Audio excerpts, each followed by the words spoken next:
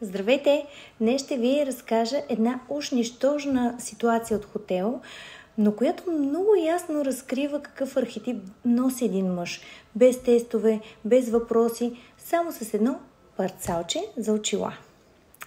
Представете си сега един хотел, висок клас, слънце, море, пясък, шезлонзи и минава едно момче, служител на хотелата и предлага да ти почисти очилата.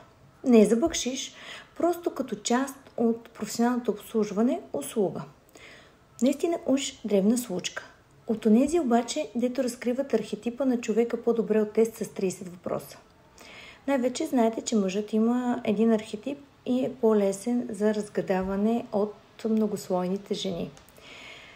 Как ще реагира владетелят? Владетелят ще откаже услугата, защото мрази да бъде въвличан в ситуация, която не си е избрал сам.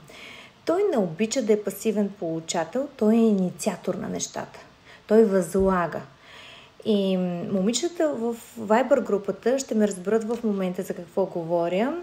Ние с тях гледаме един сериал, в който главният герой е владетел и той много ясно каза: не обичам игрите, в които не съм започнал аз, така че аз започвам играта.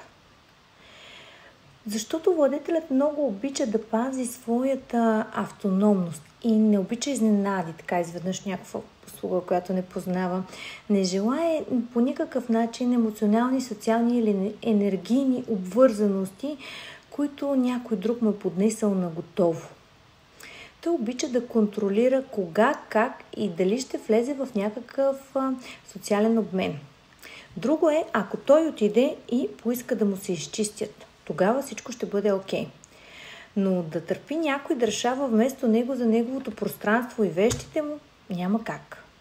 Сега да си представим първооткривателят в тази ситуация.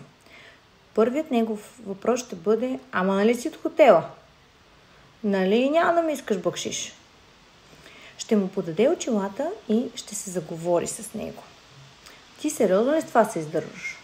На колко години си, бе, момче? И сериозно ли мислиш да си изкарваш пари с такава простотия? Що за мъж бърше очила? За първооткривателят това е сблъсък с ново човешко преживяване. И типично за първооткривателят, който обича да предизвиква, да има анализ, ще реагира именно с присъщата провокация. Търговецът ще бъде архетипът от всички, който е най-доволен. Ще си даде очилата още преди да са му ги искали, защото за него това е една чудесна сделка. Досадно нещо, върши го друг. Ще влезе в разговор, защото е социален архетип и ще направи контакт.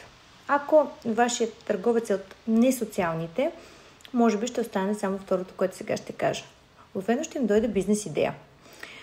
Това с очилата, ако го направим по София на Витошка с QR код и мобилно плащане, ставаш богат.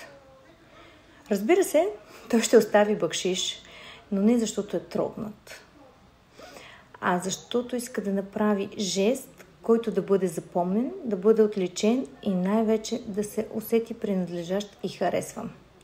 На тях им е важно да са харесвани на каквато и да е цена. Творецът.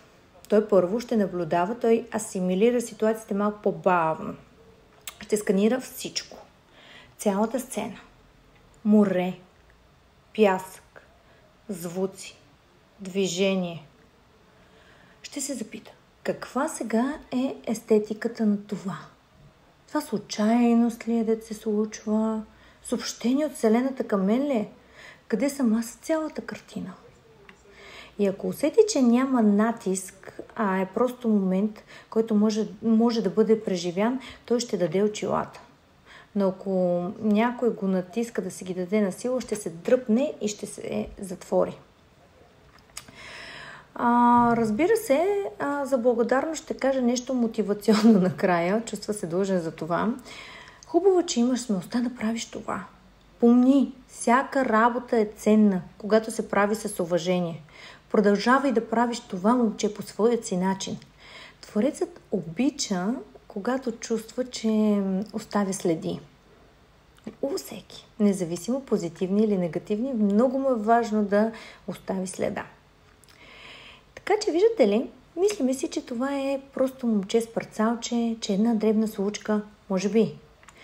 Но ако я прочетеш със сърцето си, с очите си, тя ви казва адски много неща за самите вас, за човека до вас, за вътрешният ни свят, който се показва не когато винаги е голямото, а и когато имаме малка ситуация. Малкото.